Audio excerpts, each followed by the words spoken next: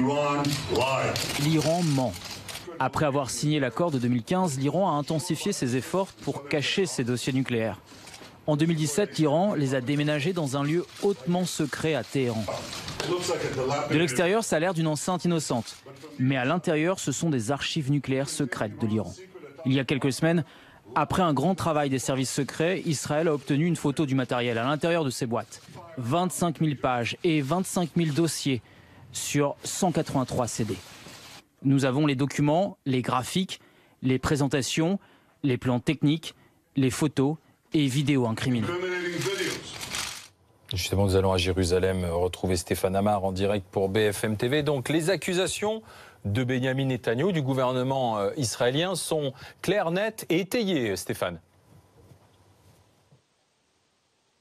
Oui, absolument. Ce n'est pas la première fois que Benyamin Netanyahou tire le signal d'alarme. On se souvient qu'il l'a fait même souvent à la tribune de l'ONU, affirmant que l'Iran était à 2 doigts d'obtenir la bombe atomique. On se souvient de ce fameux dessin avec une bombe dessinée. Mais c'est la première fois que cela se fait de manière aussi précise, avec autant de documents, avec autant de preuves accumulées, selon le gouvernement israélien, qui affirme s'appuyer sur un réseau d'informateurs, sur un renseignement israélien qui serait extrêmement performant sur le territoire iranien. Alors évidemment, cette conférence de presse n'arrive pas au hasard, elle arrive à un moment où le monde débat de l'avenir de ce fameux accord signé par Barack Obama et les Iraniens avec les partenaires européens autour de ce nucléaire, un accord qui a toujours été contesté très vivement par Benyamin Netanyahou, qui a été qualifié d'erreur historique et qui également ne satisfait pas visiblement Donald Trump. Donc tout le jeu pour Israël, c'est de faire pression sur les États-Unis pour qu'ils forcent l'Iran à renégocier cet accord. Je vous rappelle que Donald Trump a fixé comme date butoir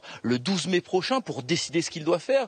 Le président Macron a d'ores et déjà annoncé que lui plaiderait pour la continuation de cet accord. Mais du côté israélien, on espère que le partenaire américain aura assez de force pour forcer les Iraniens à renégocier, pour accepter des conditions beaucoup plus dures de contrôle et in fine pour arrêter ce programme nucléaire qui, selon Israël, menace directement l'existence de l'État juif.